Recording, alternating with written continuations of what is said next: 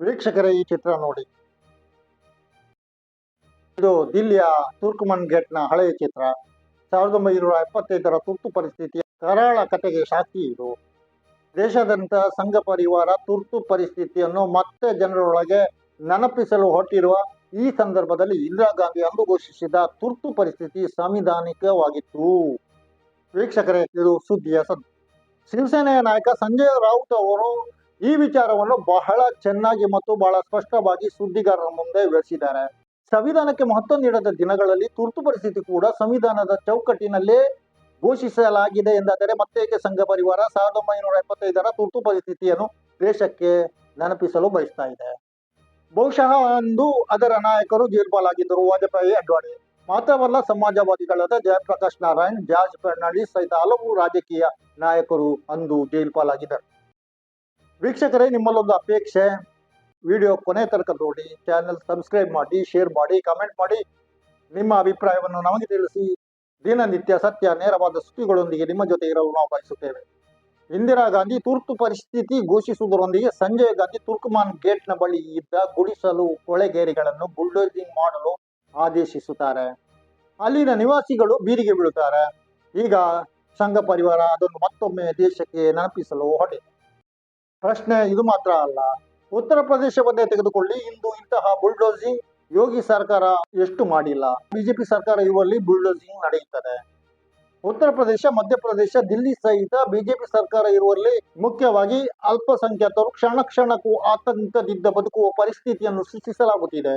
ಇಂತಹ ನೂರಾರು Turkmen ಗೇಟ್ಗಳನ್ನು BJP ಸರ್ಕಾರದ ಅವಧಿಯಲ್ಲಿ ಮಾಡಲಾಗಿದೆ. ಈ ವಿಚಾರವನ್ನೇ ಸಂಜಯ್ ರಾವುತ್ ಮಾಧ್ಯಮಗಳ ಮುಂದೆ ಬಯಲಿಗೆಳೆದದ್ದು.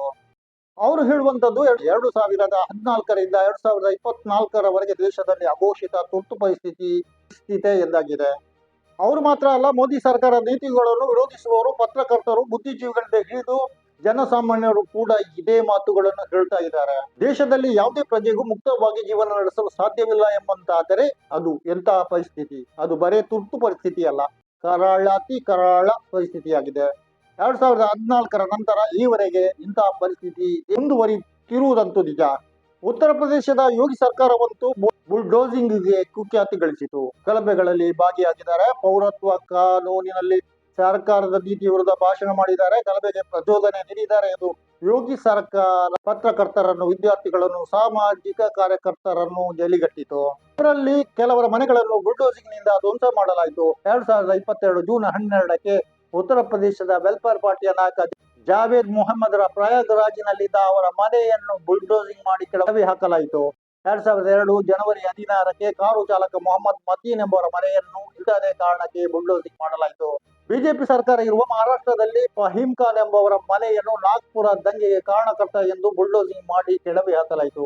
ಹೀಗೆ ಒಂದು ಸಮುದಾಯದವರನ್ನು ಹುಡುಕಿ ಡೆವಲಶ್ ಮಾಡಿದ ಘಟನೆ ಒಟ್ಟು ಸ್ವಯಂ ಸರ್ಕಾರವೇ ಆದ ಘಟನೆಗಳಿರುವಾಗ ಬಿಜೆಪಿ ಆಗಲಿ, ಸಂಘ ಪರಿವಾರದ ಇತರ ಸಂಘಟನೆಗಳಾಗಲಿ ತುರ್ತು ಪರಿಸ್ಥಿತಿಯ 50 ವರ್ಷವನ್ನು ಈವೆಂಟ್ ಮಾಡುವ ನೈತಿಕತೆಯನ್ನು ಹೊಂದಿದೆಯೇ?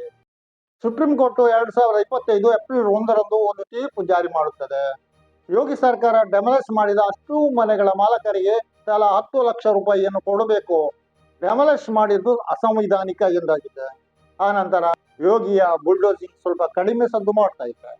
ಬಹುಶಃ ಸರ್ಕಾರದ ಕಿಸೆಯಿಂದ ಹಣ ಹೋಗ್ತದೆ ಎಂಬ ಕಾರಣದಿಂದಾಗಿರಬಹುದು. ಬುಲ್ಡೋಸಿಂಗಿಗಾಗಿ ತುರ್ಕಮೆನ್ ಘಟನೆಯನ್ನ ಹೊರತುಪಡಿಸಿ ಸಂಜಯ್ ಗಾಂಧಿಯ ಮೇಲೆ ಆರೋಪ ಹೊರಿಸುವಂತಿಲ್ಲ. ಆದರೆ ಉತ್ತರ ಪ್ರದೇಶದ ಯೋಗಿ ಸರ್ಕಾರ ಇಂದು ಎಷ್ಟೋ ಕಡೆಗಳಲ್ಲಿ ಬುಲ್ಡೋಸಿಂಗ್ ಮಾಡಿದೆ ಎಂದು ಸಂಜಯ್ ರಾವುತ್ ಪ್ರಶ್ನೆ ಕೇಳ್ತಾ ಇದ್ದಾರೆ. ವೀಕ್ಷಕರೇ, ಈ ಫೋಟೋವನ್ನು ನೋಡಿ. ಇವರು ಮೊಹಮ್ಮದ್ ಅಖ್ಲಾಕ್ 2015ರಲ್ಲಿ ಉತ್ತರ ಪ್ರದೇಶದ ನೋಯ್ಡಾ ಬಳಿಯ ದಾದ್ರಿಯಲ್ಲಿ ಬಜರಂಗ ದಳದವರ ದಾಳಿಯಿಂದ ಹತ್ಯೆಯಾದ ವ್ಯಕ್ತಿಯಾಗಿದ್ದಾರೆ. ಮೋದಿ ಸರ್ಕಾರ ಅಧಿಕಾರಕ್ಕೆ ಬಂದ ಮೊದಲಲ್ಲಿ ನಡೆದ ಲಿಂಚಿಂಗ್ ಇದು. ಆದುದರಿಂದ ಈ ಘಟನೆಯು ಸಹಜವಾಗಿ ಕೋಲಾಹಲಕ್ಕೂ ಕಾರಣವಾಯಿತು. ಅಂತಾರಾಷ್ಟ್ರೀಯ ಮಟ್ಟದಲ್ಲಿಯೂ ಸುದ್ದಿಯಾಯಿತು. 52 ವರ್ಷದ ಮೊಹಮ್ಮದ್ ಅಖ್ಲಾಕ್ರನ್ನು ದಾದ್ರಿ ಬಿಸಾಡ ಗ್ರಾಮದಲ್ಲಿ ಬಜರಂಗ ದಳದವರು ಅವರ ಮನೆಗೆ ನುಗ್ಗಿ ದನದ ಮಾಂಸ ಇಟ್ಟುಕೊಂಡಿದ್ದಾರೆ ಎಂದು ಹೊರಗೆಳೆದು ಥಳಿಸುತ್ತಾರೆ. ಘಟನೆಯಲ್ಲಿ 21 ವರ್ಷದ ಅವರ ಪುತ್ರ ಕೂಡ ಗಂಭೀರವಾಗಿ ಗಾಯಗೊಳ್ಳುತ್ತಾರೆ. ಅಖ್ಲಾಕ್ ಹಲ್ಲೆಯಿಂದ ಕೊಲ್ಲಲ್ಪಟ್ಟರು. ನಂತರ ನಡೆದ ತನಿಖೆಯಲ್ಲಿ ಅವರ ಮನೆಯಲ್ಲಿ ಬೀಪ್ ಇರಲಿಲ್ಲ, ಇದ್ದದ್ದು ಮಟನ್ ಆಗಿತ್ತು ಎಂದು ಗೊತ್ತಾಯಿತು. ದಿಲ್ಲಿಗೆ ಸಮೀಪದಲ್ಲೇ ನಡೆದರೂ ಕೂಡ ಪ್ರಧಾನಿ ನರೇಂದ್ರ ಮೋದಿ ಅವರು ಖಂಡಿಸಲಿಲ್ಲ. ಪ್ರತಿಕ್ರಿಯಿಸಲೇ ಇಲ್ಲ. ಗೋವಿಗೆ ಸಂಬಂಧಿಸಿದ ವಿಚಾರದಲ್ಲಿ ದೇಶದ ಹಲವು ಕಡೆ ಹತ್ಯೆಗಳು ನಡೆದವು. ಆಳುವ ಪಕ್ಷದ ಬೆಂಬಲಿಗರು ಕಾನೂನನ್ನೇ ಕೈಗೆತ್ತಿಕೊಳ್ಳುವುದು ಖಂಡಿತ ತುರ್ತು ಪರಿಸ್ಥಿತಿಗಿಂತಲೂ ಭಯಾನಕವಾಗಿದೆ. 1975 2025ರಲ್ಲಿ ರಿಕ್ರಿಯೇಟ್ ಮಾಡುವವರು ಇಂದಿನ ಜನತೆಗೆ ಹೆಚ್ಚು ನಿಕಟವಾಗಿರುವ ಈ ಸತ್ಯ ಘಟನೆಗಳಿಗೆ ಏನೆಂದು ಉತ್ತರಿಸಬಹುದು, ಏನೆಂದು ವಿವರಿಸಬಹುದು? ಪ್ರಯಾಗ್ರಾಜ್ನಲ್ಲಿ ವಿಶ್ವ ಹಿಂದೂ ಪರಿಷತ್ ಸಭೆಯಲ್ಲಿಯೇ ಜಡ್ಜ್ ಒಬ್ಬರು ಇಲ್ಲಿ ಬಹುಸಂಖ್ಯಾತರ ನ್ಯಾಯ ನಡೆಯುತ್ತದೆ ಎಂದು ಹೇಳುವಲ್ಲಿಗೂ ಇಂದು ಪರಿಸ್ಥಿತಿ ಬಂದಿದೆ. ಸಂವಿಧಾನದ ಪ್ರಕಾರ ನ್ಯಾಯ ನೀಡಬೇಕಾದವರೇ ಬಹುಸಂಖ್ಯಾತರ ನ್ಯಾಯವನ್ನು ಮಾತಾಡ್ತಾ ಇದ್ದಾರೆ. ಶಿವಸೇನೆಯ ಸಂಜಯ್ ರಾವುತರಂತವರು ಸಂಘ ಪರಿವಾರದ ಈ ಆಟದ ಬಣ್ಣವನ್ನು ಬಯಲಿಗೆಳೆಯುತ್ತಿದ್ದಾರೆ. ಯಾವುದೇ ಸರ್ಕಾರಕ್ಕೆ ಸಂವಿಧಾನದ ಪ್ರಕಾರ ತುರ್ತು ಪರಿಸ್ಥಿತಿ ಘೋಷಿಸುವ ಅಧಿಕಾರ ಇದೆ. ಶ್ರೀಮತಿ ಗಾಂಧಿಯವರು ಸಂವಿಧಾನದ ಚೌಕಟ್ಟಿನಲ್ಲಿಯೇ ಒಂದು ತುರ್ತು ಪರಿಸ್ಥಿತಿಯನ್ನ ಘೋಷಿಸಿದ್ರು ಮತ್ತು ಪರಿಸ್ಥಿತಿಯು ಹತೋಟಿಗೆ ಬಂದ ನಂತರ ತುರ್ತು ಪರಿಸ್ಥಿತಿಯನ್ನು ವಾಪಸ್ ಪಡೆಯುವುದಾಗಿಯೂ ಹೇಳಿದ್ರು. ಅದರಂತೆ ಮಾಡಿದ್ರು. ಚುನಾವಣೆಗೆ ಹೋದ್ರು. ಚುನಾವಣೆಯಲ್ಲಿ ಕಾಂಗ್ರೆಸ್ ಸೋಲುಂಡಿತು. ಇಂದಿನ ಘೋಷಿತ ತುರ್ತು ಪರಿಸ್ಥಿತಿಯ ದಿನಗಳಲ್ಲಿ ಬೀಪ್ ತಿನ್ನುವವರು, ಸಾಗಾಟ ಮಾಡುವವರು ಒಂದು ಲಿಂಚಿಂಗ್ಗೊಳಗಾಗುತ್ತಿದ್ದಾರೆ. ಕನಿಷ್ಠ ಅವರ ಮೇಲೆ ದಾಳಿ ಮಾಡಿ ಹಿಂಸಿಸಲಾಗುತ್ತಿದೆ. ಮೋದಿ ಸರ್ಕಾರದ ನೀತಿಯನ್ನು ವಿರೋಧಿಸುವವರು, ಸರ್ಕಾರದ ವಿರುದ್ಧ ಮಾತಾಡುವವರು ಜೈಲ್ಪಾಲಾಗುತ್ತಿದ್ದಾರೆ. ಕೇರಳದ ಪತ್ರಕರ್ತ ಸಿದ್ದಿಕ್ ಅಫನ್, ಮಕ್ಕಳ ವಿದ್ಯೆ ಡಾಕ್ಟರ್ ಕಫೀಲ್ ಖಾನ್, ವಿದ್ಯಾರ್ಥಿ ನಾಯಕ ಉಮರ್ ಖಾಲಿದ್ ಮುಂತಾದ ಅನೇಕ ಮಂದಿ ಜೈಲ್ಪಾಲಾಗಿದ್ದಾರೆ. ಅದರಲ್ಲಿ ಉಮರ್ ಖಾಲಿದ್ ಈಗಲೂ ಜೈಲಿನೊಳಗಿದ್ದಾರೆ. ವೀಕ್ಷಕರೇ, ನೀವು ಹೇಳಿ, ಅಘೋಷಿತ ತುರ್ತು ಪರಿಸ್ಥಿತಿ ಎಷ್ಟು ಭಯಾನಕವಾಗಿದೆ? ಸರ್ಕಾರದ ನೀತಿಯನ್ನು ವಿರೋಧಿಸಿದ ಪ್ರತಿಪಕ್ಷದ ಮುಖ್ಯಮಂತ್ರಿಯನ್ನು ಕೂಡ ಜೈಲಿಗೆ ಹಾಕಲಾಯಿತು. ಜಾರ್ಖಂಡಿನ ಮುಖ್ಯಮಂತ್ರಿ ಹೇಮಂತ್ ಸೊರೇನ್ ವಿರುದ್ಧ ಭ್ರಷ್ಟಾಚಾರ ಆರೋಪಿಸಿ ಬಂಧಿಸಿದ್ದರಿಂದ ಅವರು ಕೋರ್ಟಿನಿಂದ ಜಾಮೀನು ಪಡೆದು ಹೊರಬರಬೇಕಾಯಿತು. ಬಿಜೆಪಿಯವರೇ ಪರಮ ಭ್ರಷ್ಟಾಚಾರಿ ಎಂದು ಹೇಳುತ್ತಿದ್ದ ಹಿಮಂತ್ ಬಿಶ್ವ ಶರ್ಮಾ ಕಾಂಗ್ರೆಸ್ಗೆ ರಾಜೀನಾಮೆ ಕೊಟ್ಟು ಬಿಜೆಪಿ ಸೇರಿದ ಮೇಲೆ ಅಸ್ಸಾಮಿನ ಮುಖ್ಯಮಂತ್ರಿಯಾದರು. ಇವೆಲ್ಲ ಏನನ್ನು ಸೂಚಿಸ್ತಾ ಇದೆ? ಎಲ್ಲಿ ಸಂಘ ಪರಿವಾರದ ವಿರುದ್ಧ, ಮೋದಿ ಸರ್ಕಾರದ ವಿರುದ್ಧ ಮಾತಾಡುವವರು ಜೈಲು ಪಾಲಾಗುವುದಾದರೆ ಖಂಡಿತ 1975ಕ್ಕಿಂತಲೂ ಮಿಗಿಲಾದ ತುರ್ತು ಪರಿಸ್ಥಿತಿ ಈಗ ಇದೆ ಎಂದು ಹೇಳಬೇಕಾಗುತ್ತದೆ. ವೀಕ್ಷಕರೇ, ನಿಮ್ಮ ಅಭಿಪ್ರಾಯ ಏನು? ಸುದ್ದಿಯ ಸದ್ದಿನಲ್ಲಿ ಈ ಹೊತ್ತಿನ ಚರ್ಚೆ ಇಷ್ಟೇ.